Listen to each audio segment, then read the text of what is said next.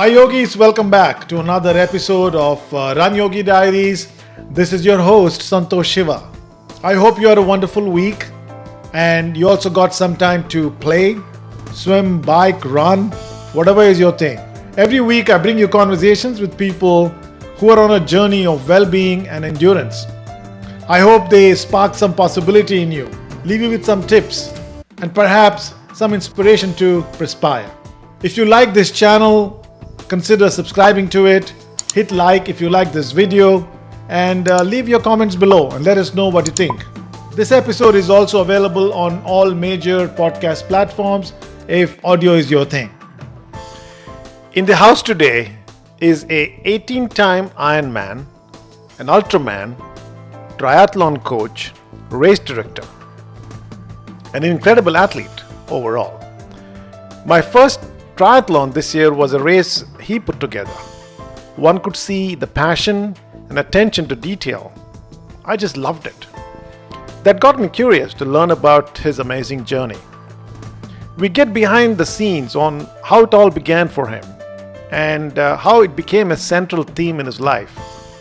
What's been changing in his journey as he scaled as a triathlete. Hope you enjoy and learn a few from this conversation. Let's welcome Ben Proko. Hey Ben, welcome to RunYogi Diaries. Hey, it's great to see you here. It's a pleasure having you. Met you as a race director. You were the guy who got me my first triathlon. So thank you for that. Always an honor. Uh, great race for who is listening. And of course, you have such an impressive resume of endurance sports. So we have a lot to learn and dig into that. But before that, let me kind of have you do a quick personal introduction, and then we'll jump in. All right. Well, my name is Ben Proko. Been coaching for about 15 years and putting on races myself for about 5 years. I live a little bit outside of the Houston area, about 40, 50 miles in a town called Brenham, a little bit hillier. Just nice to be able to do biking and running out here. But yeah, and my normal everyday trade is I'm an elementary music teacher. So I teach K through 5 students when I'm not doing triathlons. You're a talented man. Music and sports and athletics. Well, you're gifted, I guess. So awesome. And okay. All right, so but here we are to talk about your endurance journey, and maybe we should do a bit of a flashback and rewind a little bit and go back to where it all started. Like, what got you started in the first place? Oh, I remember I was my first semester at U of H, and you go and you get to college, and I was only taking 13 hours, and it was like I remember stepping on the scale a little bit, and I know this seems like so minor, but I'd gained like 5 pounds, and I was like, man, that's too much. I need to go do something. I'll start. And so the second semester, I started going to the gym more.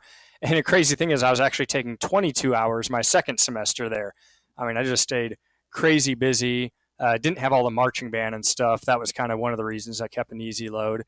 And I was like, I need something to shoot for. I did sports in high school. I played, a little bit of football, a little bit of baseball, some soccer. But I needed a goal, a reason to do something. And then I just remember, like, it wasn't even Google back. I was using like Alta Vista or something, search engine. Just look up for Ironman. And the race that came up was actually Lake Placid, but it was full. And I was like, well, okay, there's this half Ironman in Lubbock. I was like, I guess I could do half. I didn't even know what the distances really were. And, started looking it up and, swim 1.2 miles, bike 56, and run 13.1. I'm like, yeah, okay, whatever. I can do that. And I really just did.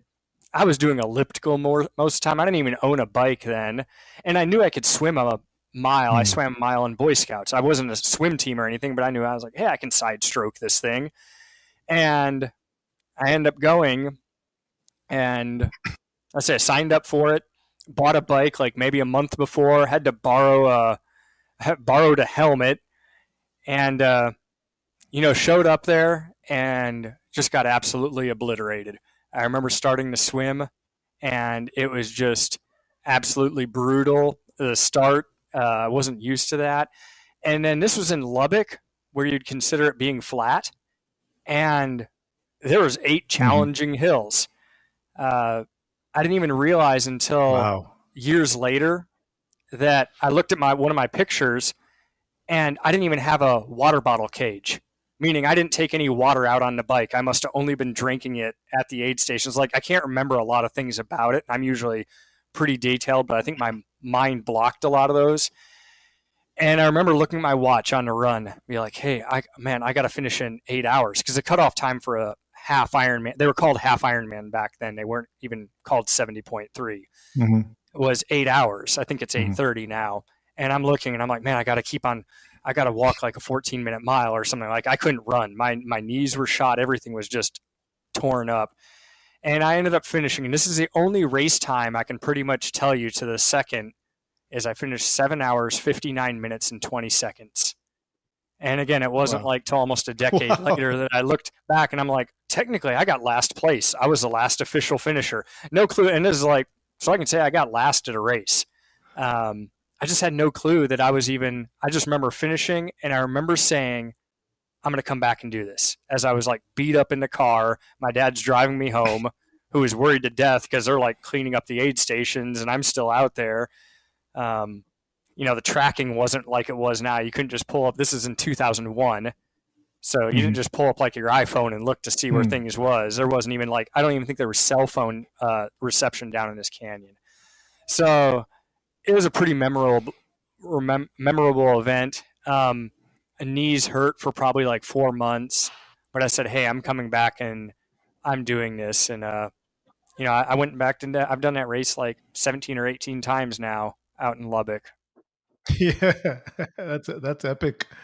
So, what got you to pick a triathlon in the first go? I mean, that's very unusual. I mean, people usually start either with cycling or swimming or running, one of those. But you seem to have jumped into a triathlon on. How did that happen? Did somebody influence you for that, or how did that happen? It must have just been like the search engine because no one I knew had even done a triathlon. Hmm. Like, it just maybe for some Okay. reason Ironman. I don't know if this is. I say I can't even remember why I searched it. I just remember doing it. I remember where I was when I searched it, but I don't know. There was no other inspiration really. I say maybe I watched Ironman Hmm. a little bit that year, but I honestly can't remember uh, doing that. I just remember searching. I was like, "What's like a hard thing I could do?" And I just thought Iron Man. And I'd say, doing that one was enough right there to know I don't need to do anything longer for a long time. Then there's no way I could afford it. I mean, just doing this little, Hmm. 70.3 in Lubbock cost me enough. I was on a $150 Academy road bike. The tires ended up being flat when I came back, so it was done with that as well. But yeah, it's just kind of interesting. No, there was no person, no one else had even known. They were like, "What'd you do?" Hmm. Like, it really wasn't known back then. What is going on in my mind is maybe you were reading too many Marvel comics those days. That Yeah, and I didn't even really know about that guy either. Like, it was just weird. I wish I yeah, could yeah, almost. I wish I could actually know the answer to that question because yeah, it just Iron Man just yeah, came yeah, up as something. So yeah, yeah. That's fine. Great. So you started with a bang, obviously. So with many people, it's a very gradual, build up to something like a half iron or iron. So you start with the bang, and then what happened? Did you just decide to do a full iron right then, or what happened next? well, I started doing that one each year. So I did that in 2002. I did Mm. Buffalo Springs again. I couldn't do it in 2003 because I was in a drum and bugle corps, probably doing the closest thing to like military, where you'd practice 12 hours a day, travel around the country, and that was just playing like a a marching band show, but it's a drum and bugle corps. It's honestly one of the hardest things I've done. Just that you're just almost tired all the time, and you're practicing like literally 24/7 to perfect this show over 3 months. Everything is taken care of you, but I didn't do it that year, and then came back, did it in 2004, and then I'd graduated college, and I was like, man, I got to look for other events to do, and I saw that there's actually sprint triathlons, and it was only just kind of through word of mouth. I mean, I say 2004, you're still internet's not big. I mean, it's taking time to do anything on, like, still you're sending in forms by mail half the time, and I did my first sprint triathlon, the Cinco Ranch triathlon, and I was like, this is awesome. It was like a longer sprint, like an 800-meter swim, 20-mile bike, and 5-mile run, and I was like, this is awesome. I'm done in like under 6 hours. Because before then, I was still finishing in like 7 hours. I was ecstatic the second time at Lubbock when I got 7 hours and some odd seconds. I was like, sweet, I took an hour off my time. And then once I graduated college, I really started kicking it up, doing more triathlons, because I was doing more like intramural sports in college. And I was like, hey, I can kind of do this on my own time, swim, bike, or run with a schedule that works for me. You don't have to like meet a team or anything. So that's kind of how that's when I really started, was 2004. And just, I'd sometimes, after that, I was doing close to like 8 to 10 tries a year. Wow. And fast forward now, I was looking at your resume. You've done like 200 plus, multi-sport events, and you've done 18 Ironmans. You've done Ultraman. So, how did that like happen? In the sense that 10 events a year, a job. Um, what was behind it? What was giving you the kick to keep building on it? I enjoyed it. I was getting faster for a while. I was watching my times improve, and I'd figure out different things. Like in 2007, I became a coach, and I was learning a lot about like blood lactate testing.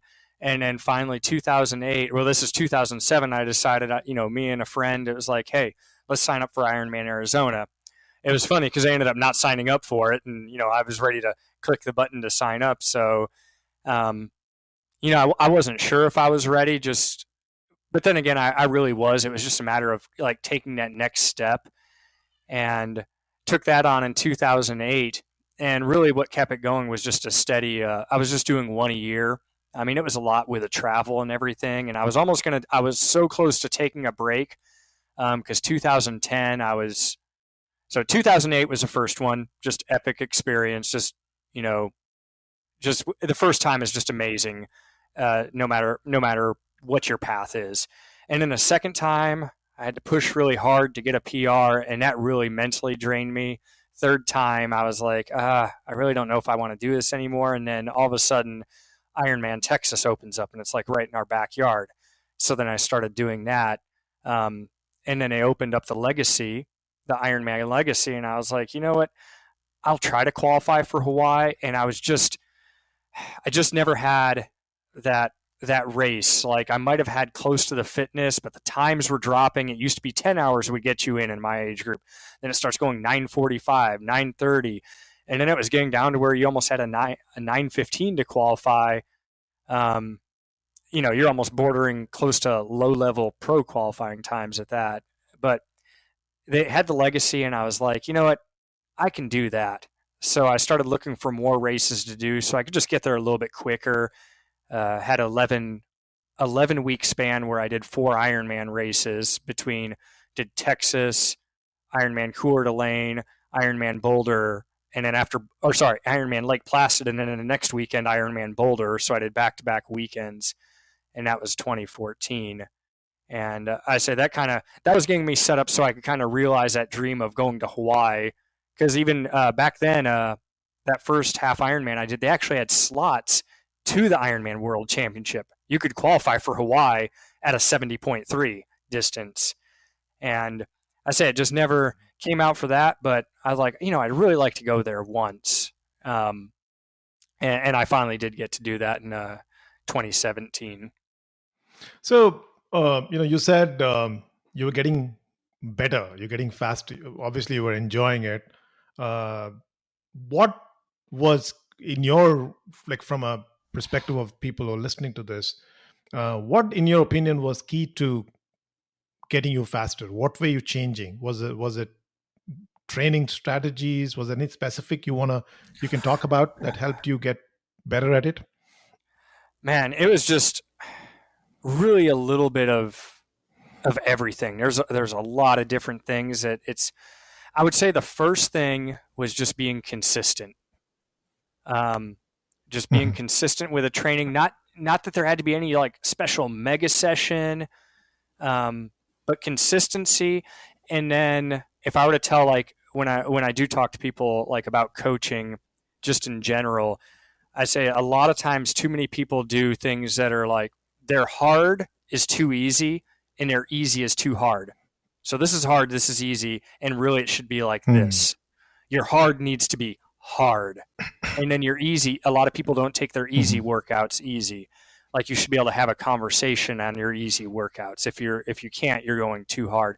And when I Mhm. really figured that out, and that was a little bit earlier on. Again, I had someone before I became a coach. I had someone I'd go to for blood lactate testing, and that was essentially what it came down to. I was Mhm. always going in that middle section where hard was here, easy was here, and then so that's just probably the biggest thing that I would say. If there were like a couple takeaways on it, like be consistent, um, Mhm. and then make your hards hard, your easies easy, and that'll get you a lot of the a lot of gains right there. Mhm. And you were doing this when you were pretty young. And what about social life? Did you have time to do stuff young people do? Because there's a lot of training that you were probably doing at this point in time, right? Yeah, and honestly, it's one of the things I kind of regret a little bit. Um, I wouldn't stay out Mm. late with my friends because I'm like, oh, I got to do a 3 hour bike. And now looking back, I was like, no, I didn't. You know, I've done fine on very little, and that's where that key like consistency. There's no like make or break Mm. workout. So as I used to not stay up late. I used to go to bed by like 8:30. Um, and I say that's where there is a little bit of regret knowing that like, hey, I could have made time for this or that. And it is a little bit easier now. There's so much more technology now, like the smart Mm. trainers that you can put your bike on. Just I was like, man, if this would have been around in Mm. 2004, 2000, God, this would have been so much easier for me to hop on the bike because really the only time I'd bike was be outside. So like when it would come around this time of year, I'd barely get out and bike because there'd be so little Mm. daylight. Um, so yeah, I get right there. I would say there was a little bit more regrets, and I kind of started learning to balance that a little bit more. And that was back when I still had time. I was single, had a lot of time, but I say there's times I regretted just Mm. not hanging out with my friends or going to a University of Houston football game or something. I was like, man, I should have just went there, and then I could have made time. Um, and I say that's even going to like just kind of how my thoughts are now, going back. But again, goes back to consistency. Just being consistent. Don't take just mega long breaks. If you need to take a break here or there, that's Mm. fine. But uh, Cool.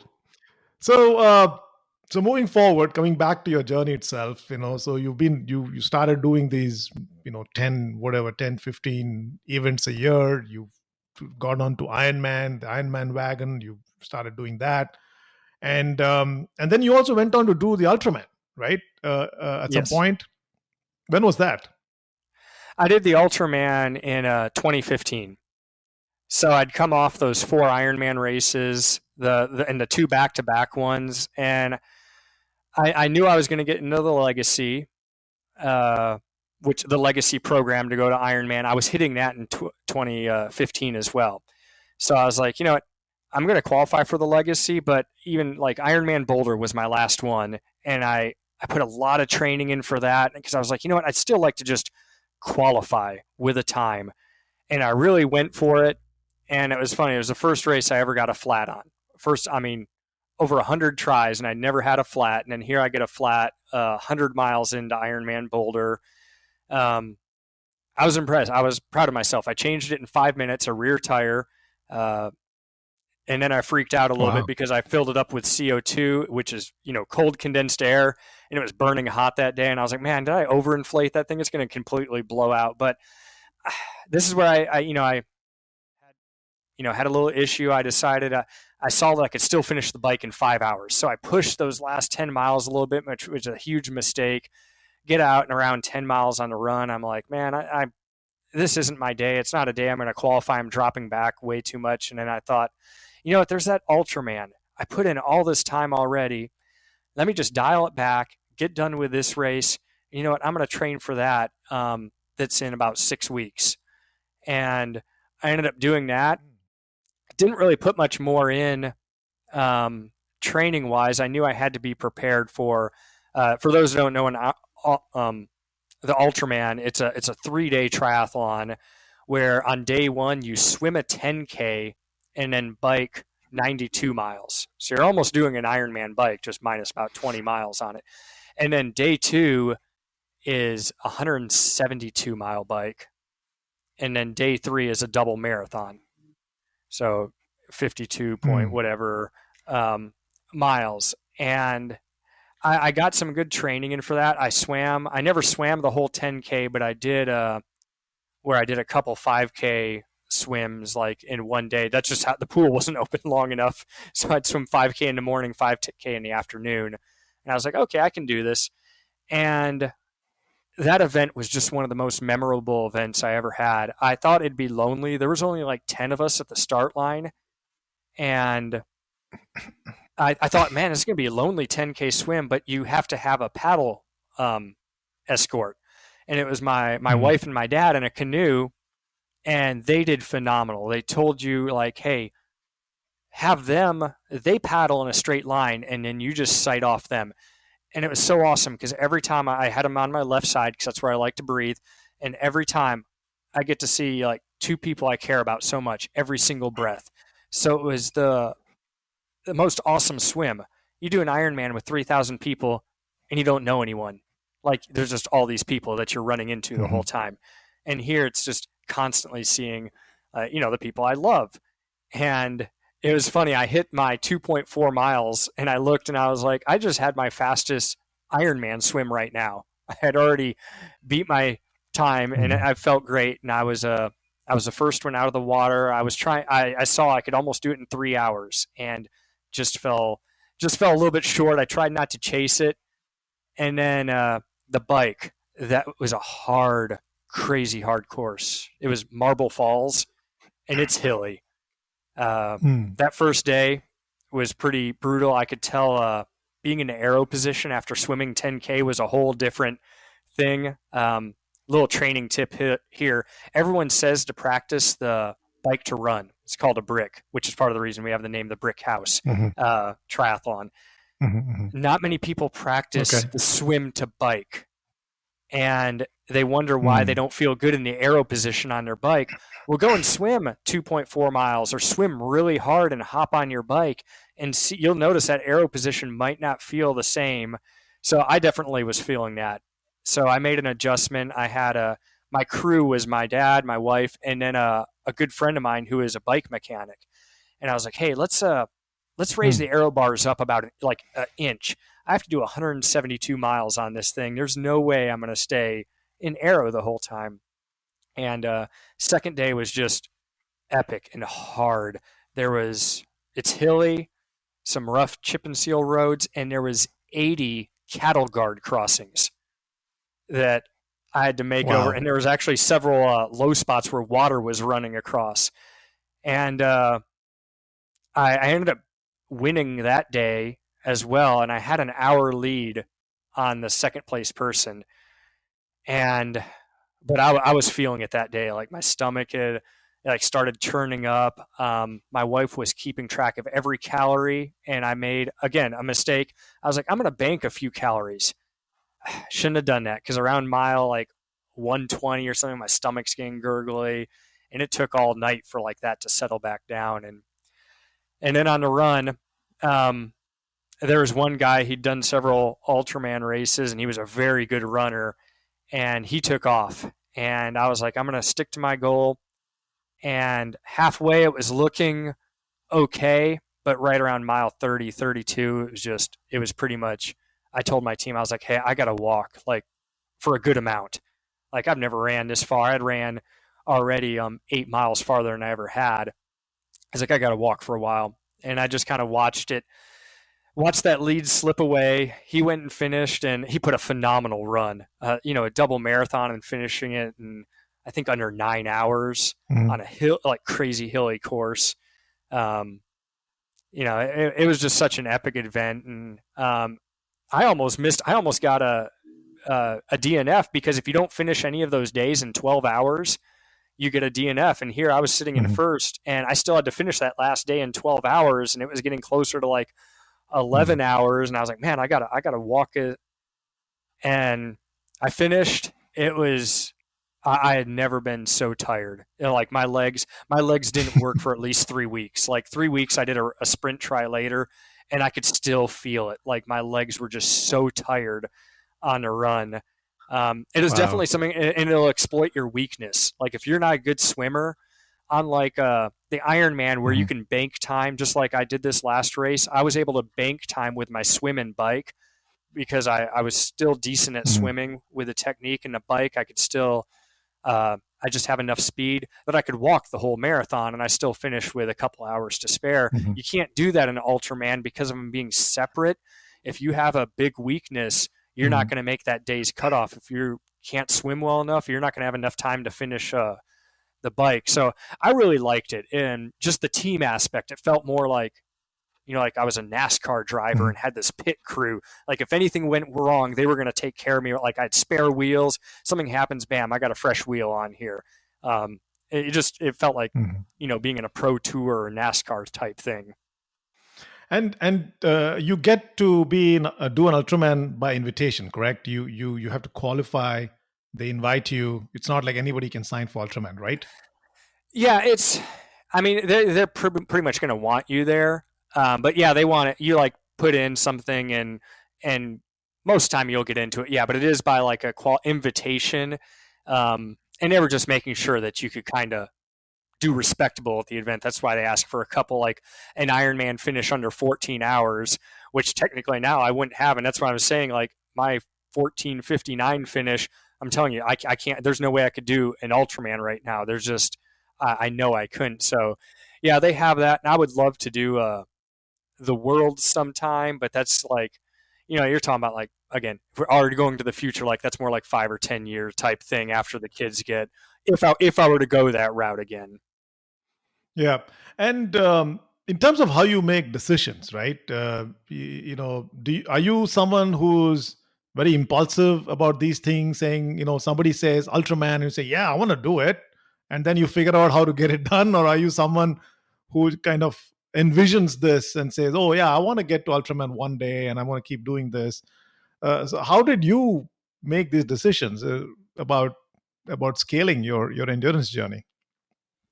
Well, the Ultraman, it was funny. It came back to Lubbock. I was racing there again, and someone mentioned it, that I was sitting in a pre-race meeting too, and she's like, "Oh yeah, there's an Ultraman in Hmm. Texas," and I went and looked it up, um, and I was like, "Yeah, that's doable. It'll be a nice challenge." Um, now I say then it was kind of haphazard win, but then I'd figure out how to like.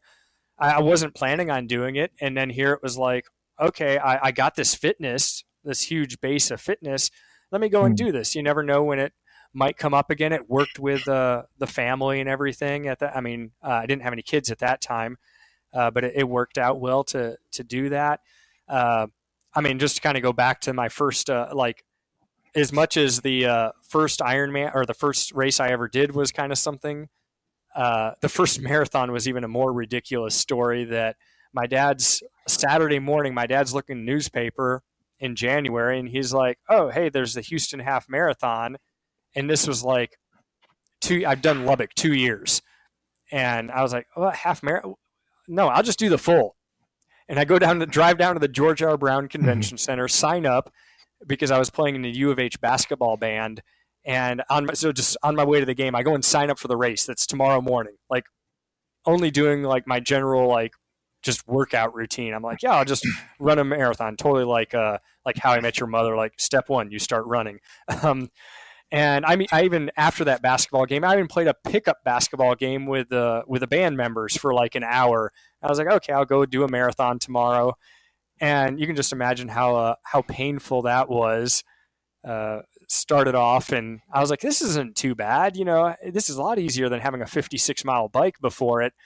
And then right at like mile 18 or something, it felt like a shark had bit my hamstring. It was just so tight, so painful. But I think I ended up finishing 4 hours and 30 minutes. And I think just the naivety to it, like not really knowing what to expect, was what made that kind of a unique event. But yeah, some of the things were just straight. That was like just that straight like whim.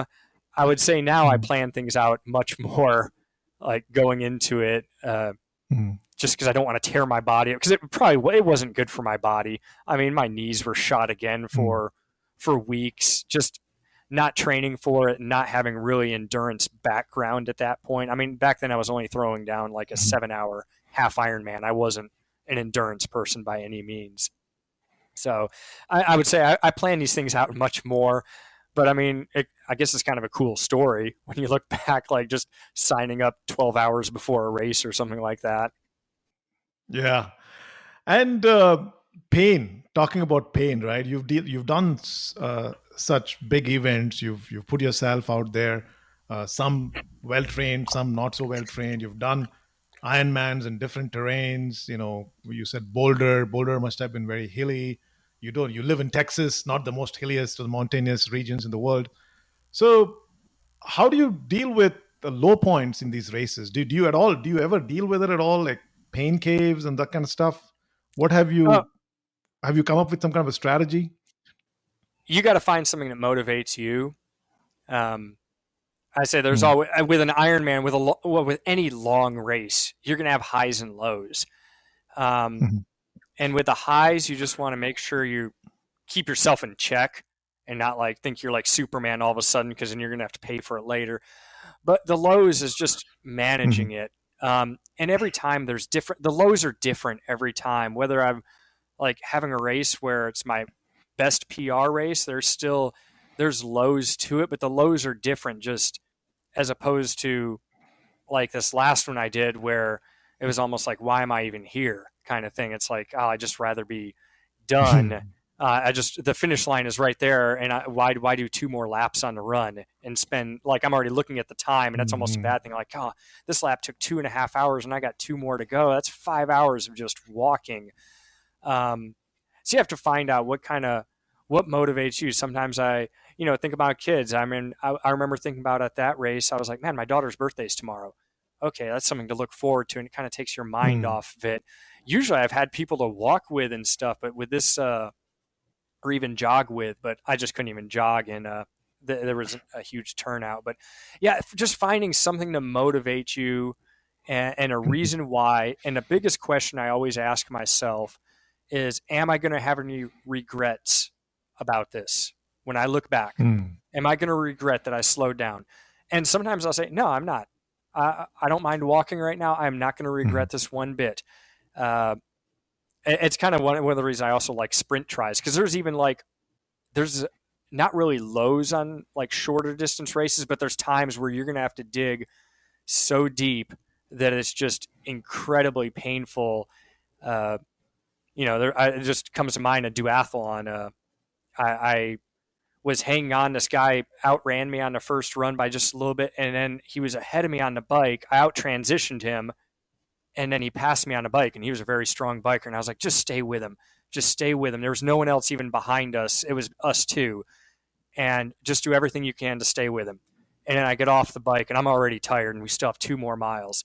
And I was like, okay, just stay with him. Do everything you can to stay with him. He's a little bit older than you. You can probably out sprint him if anything comes down to it. And I hung on, and it was a windy day too, and I ended up getting behind him just to draft off him on the run, and came down. We came around the corner, and I took off and ended up out sprinting him. And it was just to give you an idea how hard I worked. I mean, I just kind of went to the side and laid down. And the next day, my eyes were just bloodshot just because of the effort I'd put in. And again, this is just all short term. This is only 10, 20 minutes of just suffering. But it's a different suffering than Ironman, and you have to put yourself in different places. Like there's long distance, 8 hours suffering, and then there's this 1 hour suffering. Some people like the longer suffering.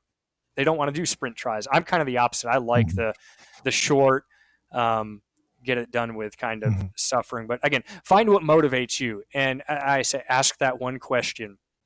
Are you going to have any regrets with whatever choice you make? And sometimes that's enough motivation. Like, you know what? I'm going to regret if I would have let that guy go. I don't want to question, could I have beat him? Was this going to be enough? And, that time it worked out. And honestly, I'd remember it probably just as well if I wouldn't have beat him, but I'd still have no regrets on it. Terrific. And of the 17 or 18 Ironmans you've done, the Ultramans you've done, is there anything that stands out as one of your most favorite ones among them? Something that first one, of course, you said was extremely memorable, but Oh yeah. Any others? Yeah, I got one. You would think a lot of people would think it'd be Hawaii, which was, of course, for its own reason, but there wasn't really, other than being there wasn't too much more about it. I mean, I would say my most memorable one was Coeur d'Alene, and I remember the day before, I hadn't been training a ton for it, and it was one my wife was going to do, and I was like, you know what, I have nothing to prove at this race. I'm just gonna hang out along with her. And so I did the swim, and I waited in transition 1 for her to finish, and it takes her quite a bit longer to finish than it does me on the swim. And we hung together the whole time, not like drafting on the bike or anything, but we just stayed within contact. I got to enjoy it. The thing is, I got to enjoy it. I wasn't racing it anymore. And then we went out on a run, and she's a good runner. So that when we were there, we were actually both working quite a bit, and it really taught me about getting into the run, not as fatigued. And the crazy thing is, I actually sent my run PR at that race that really I hadn't trained for that much, but just going easier on the bike. And the crazier part is, since my wife came out at the time, we crossed the finish line together, but I guess I went out of transition a step or two ahead of her, which gave her a 1 second faster run split than me. So she actually had a faster run split than me in an Ironman. I'm the one who does them all, and that was just her second one. After she had a DNF, she finished her first one, DNF'd her second one, got a flat, and ran out of water. And when she came in, she was incredibly dehydrated. I was actually with her at Ironman Texas, and then I told her, I walked with her, and she just, it was more like a medical, hey, it's not going to be good for you to keep on going, and you're not going to make the cutoff time anyways. But I would say Coeur d'Alene was just so memorable. The swim was awesome. The bike was hilly. It was a windy day. And then the run, and our family was there too. We'd made the trip up there. I chose races to do that worked with my schedule as a teacher, and that was a late June race. So I was like, yeah, I can drive up there. I just got to pay for the gas to get there. Don't have to ship the bike. And then the community was awesome there. There was nothing that was the best out of swim, bike, runner community or the community, but I would say everything was really good. Even the community was just so nice there. You come with your bike, they'll stop, and you get to walk across. But that was probably still the most memorable race for me out of all of them. That's one I wouldn't want them to ever take away from me, per se. Again, Coeur d'Alene, where is it again? Which? Idaho. Idaho. So, okay. Yeah, it's about it's a good nice. 36 hours away. Nice. Lovely. And it seems like you were more relaxed. You enjoyed it. You're with your wife. It seems to be the one that's your most favorite. It's a great takeaway, right? It's a great goal that you just said, because everyone is such in rush to go out and compete and do that. And I don't know if everyone is enjoying that. And, just to your point, taking it easy and enjoying the experience is such a memorable thing. That's gold in what you just said. Yeah, yeah, and I mean, I'm big on because I'm on that competitive edge. I was always on that close to, I thought I could qualify kind of thing. I mean, every Ironman I'd signed up for until Hawaii, I had the dreams of qualifying, like every single one. Even when I signed up Mhm. for those four in a row, just the way I'd signed up for them, I still was like, hey, I want to, maybe I can qualify. Um, and that race, I just kind of, there was no chance of it, and yeah, it just made it a completely different race by just changing that Yeah, mindset from a qualification to let's just enjoy the day and have fun. yeah, makes sense. And so, moving forward in your journey, you now also produce a race. You direct a race, right? So, what got you into that? What was the inspiration behind that? Um, well, first, about almost when I started coaching, I worked with another guy on starting a few races locally. They got really big. They did really well. He was kind of the main person. He did all this stuff, and but then we kind of moved on our separate ways, and he kept on doing the races. And with this, I'd been watching this venue where we had the brick house, and I was like, they Mhm. have a tough Xterra there, and I'd done an adventure race there back in I think 2011, and I was like, Okay. this has some difficult things here. Why don't we make a more beginner friendly or not as technical? I mean, beginner. I get some fast people there. I have some guys who used to race pro who show up.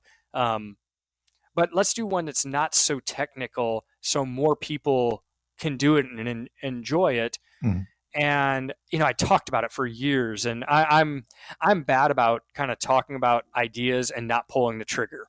And then finally I just said, hey, let's Mhm. let's do it. The first one is in 2018, so I guess it might have been filling that void of Ironman, because honestly putting on a Mhm. race is for me about as difficult as doing an Ironman. Just logistically, the time, you're exhausted, it's a long day.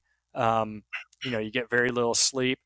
But I was like, hey, let's put on an event that I wanted to put on an event that I would want to do. I was like, I don't like all this crazy. I mean, I do mountain biking, but I was Mhm. like, all this crazy technical stuff. I want something like where I can go fast on it. And so I took a Mhm. course that everyone could do. I mean, the guy who won our 3 hour race did his on a gravel slash cyclocross bike. So that's how like untechnical it is. I mean, it Mhm. has its spots. You've done it, but it's not like Mhm. crazy Mhm. impossible or like these huge drops or anything. It's all very, very manageable Mhm. and fun to do. But that's kind of how I got into that. And my goals as a race director is I would say I'm a racer's race director. I put on races that I would want Mhm. to do.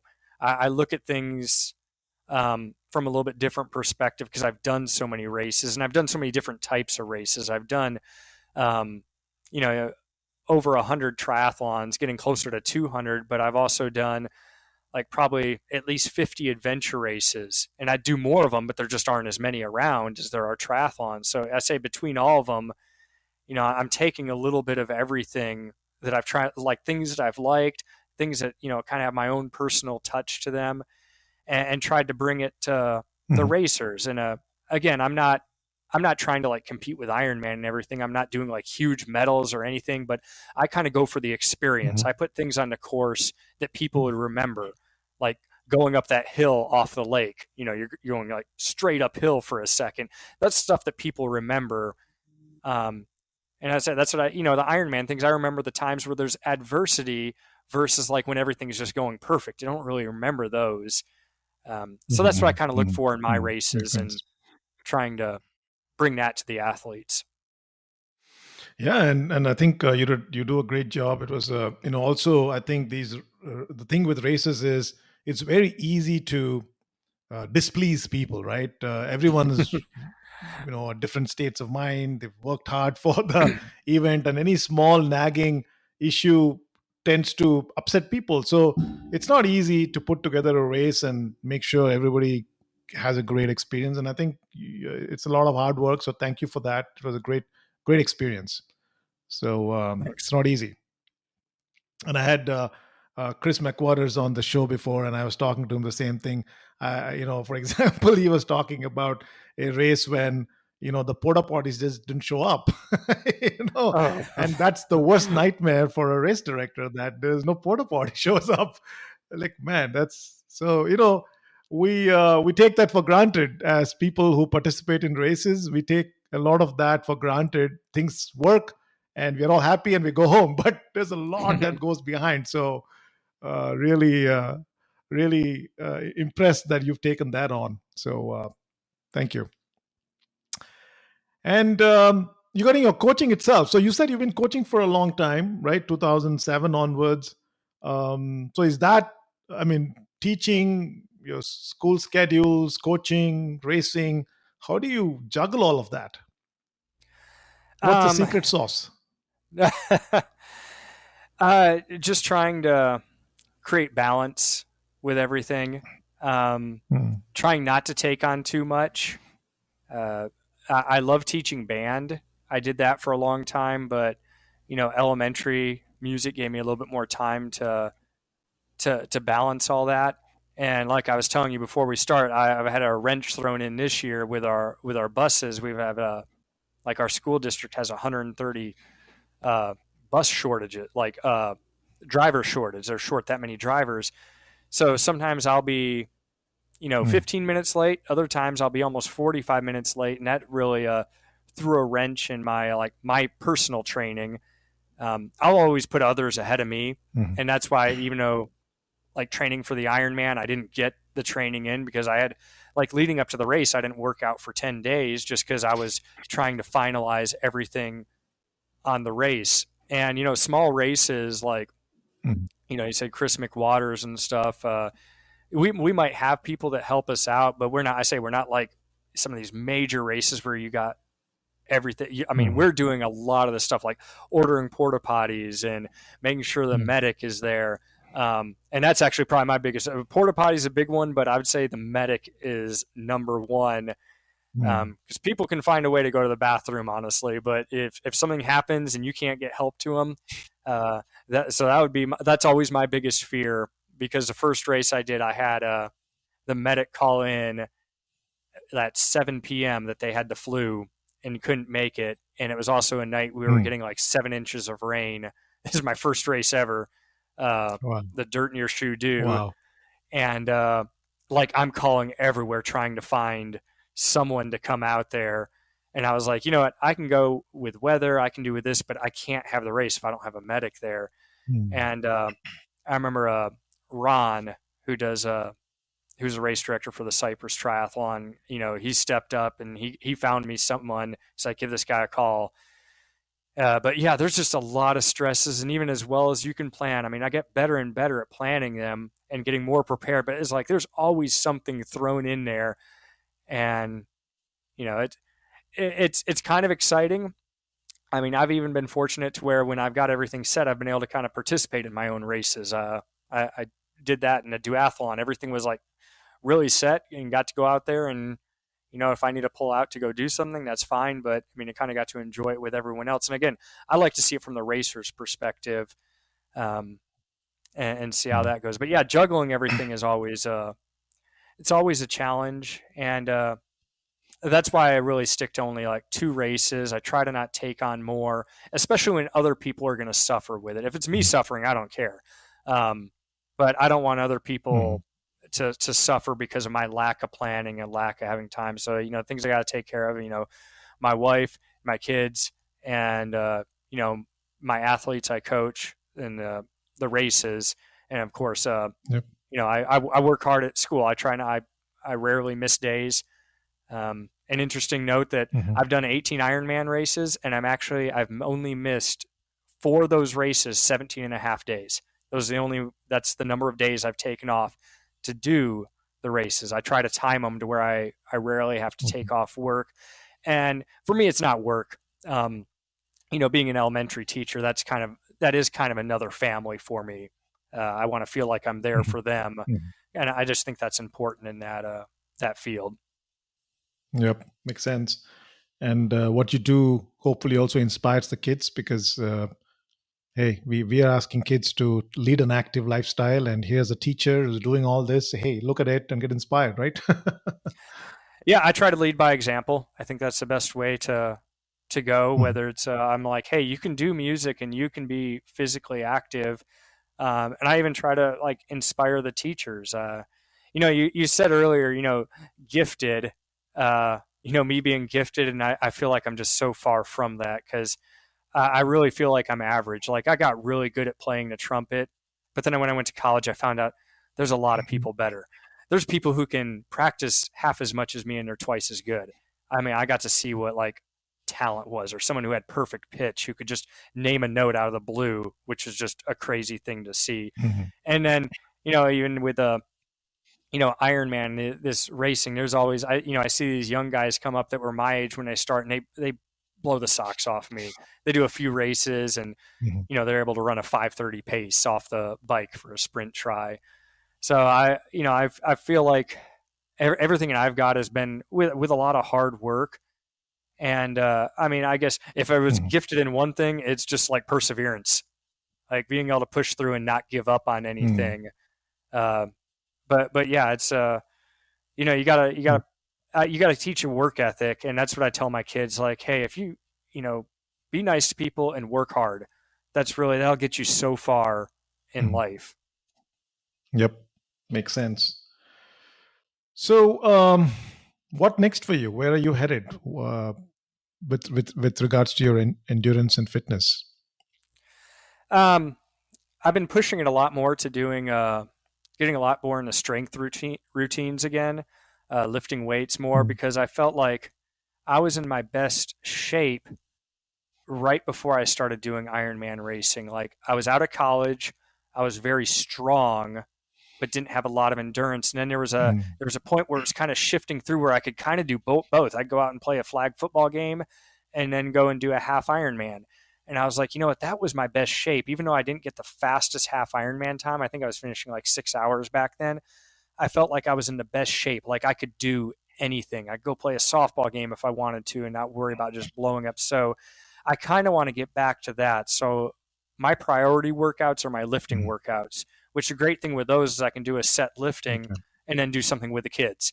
Do something else and go back to another lifting set. Do some dishes. Go like it leaves so much time as opposed to like, okay, I got to do an hour bike, which it means I have to sit up in the attic for an hour, or go outside for an hour, which I love to do, but it's an hour dedicated time that I have to be away to be able to do it. So Mhm, the lifting is really been key, and then taking care of like the little things, like doing a little bit more yoga and core and flexibility type stuff because just as you get older, and especially with my longer drive, I've started to have some hip things pop up here and there. So it's like I got to take care of those things, and it doesn't take long. It's just setting aside those 5 or 10 minutes, after the kids go to the bed, and taking care of that. So I'm trying to go for like a more all round approach, and I still plan to race. I mhm, enjoy it. I just have to know that I'm not going to be as fast. Like my sprint try times have come down mhm, 7 8 minutes. Like I'm not competing for the podium like I used to, and I'm fine with that. I get out there, have fun, mhm. shake hands with the guys who beat me, put a good race, and that's what it's about. I still plan to do, especially the shorter Mhm. stuff, just as much with what fits in my schedule. Yeah. I'm not going to shy away because I'm not in my best fitness. I feel like that would be. I'm not going to be. I don't plan to be there for a while again. Um, but I don't want to stop doing things. Mhm. Again, that was my motivation. Remember, I said I wanted to make me work out. That's when I signed up for that half Ironman. That's what I need. I need to have events on the calendar, and it says, "Hey, I know you're tired, but get that workout in. Do what you need to do. Make time for it. Otherwise, you're going to Yep. make time for your illness or your weakness later." Yep. Makes sense. Terrific. Hey, Ben, that was we covered ground, quite a lot of ground in terms of your where it started. How you've been pursuing the core of your journey and where you're headed. So, thanks for sharing that with us. Kind of moving to the last part of our conversation, which is a fun Q&A round that I have with my guests. So, are you ready for that? Yep, let's do it. Yes. All right. You're able to hear me, correct? Yes. Okay. I occasionally lose you, but hopefully it's still catching all what you said on the system. Okay. Okay, here we go. My first question, which is a question that I ask all my guests, is my favorite question is, what is your favorite junk food? Oh, I would have to say Reese's peanut butter cups. I'll eat a whole bag of those in a heartbeat. I had another guest who said that because he's a senior runner. He's like 70 plus. He does sub 3 marathons, and he said the same thing. Uh, Gene Dykes. So his favorite was also Reese. Your favorite pre-race meal? I honestly don't have one. I I Mm, just try whatever my wife makes. That is my favorite meal. Um, I can't say I have one. I do like to make sure I don't really carb load per se. I just kind of make sure I'm not at a deficit because I'm kind mm, of on the belief you can't like if your gas tank's full, you can't just dump gas on the car and make it get more. I'm just making sure I'm not at a mhm, deficit. But I do like to if it is something I'm like, hey, I've been nailing my diet. Maybe I might be a little bit low. Let's make sure I have like a baked potato or something that's a good amount. But otherwise, mhm. uh, I've had very little performance correlation with what I eat. Sometimes it's like, man, I ate at Sonic the day before and had this amazing race. Um, and then times where I eat really well, it was like, well, I didn't have. So, but I mean, I just try to eat clean. That's just my goal leading into a race. Yeah, makes sense. Makes sense. Uh, do you like to read? Do you read? Do you enjoy reading? I wish I did more. Um, Okay. I just was never a fast reader, so So it is tough. okay. So I have a question. So you could either say in terms of your either a favorite book or a movie that inspires you or inspired you. Oh man, that's tough because there's so many uh, that it could be. Pick one. All right, I just and this isn't like any oh god, still hard. I would say one of my favorite ones that really just gets me is like Remember the Titans. How just watching a team Hmm. come together, and I mean I can watch that movie a lot. Just all this adversity and pushing through it, and then even though everyone almost wants to see them pulled apart, they still stick together. I say it's just inspiring in that sense to for me. Like I can watch it and almost get like I might watch it during like hard bike intervals and almost get a little bit emotional just watching it, just because I'm in pain. But then I say it's like a similar pain, like we're both suffering there, kind of thing. I don't know. It's just the first one that kind Hmm. of popped in my head there. Sure. Makes sense. Thanks. What is your preference to train? Sunrise or sunset? It's sunset now. Like I said, I like Sunset. to work out after. I like it work out after work. Hmm. I am trying to make that adjustment because I don't have that time to shifting to the morning. But that has just Hmm. been. It used to be both, but now it has to. When it has to be one, I'm like, Okay. okay, let me. So, but I like actually somewhere like not super late, not super early. So like weekends, I'll work out like at 9 o'clock. Take my time getting up, Hmm. and then I prefer to be like before dinner. So it's kind of in that more Hmm. middle window that I like. Yeah. If I had all the time in the world, I would like work out at 9 a.m. and then like 4 p.m. That would be like if I had all the time in the world. Hmm. Yeah. Makes sense. Makes sense. Um, Complete this thought. Someone really needs to design a better what? Power meter for swimming. No, I'm a power geek. I love to see Good one. power. I'd love to see power numbers swimming.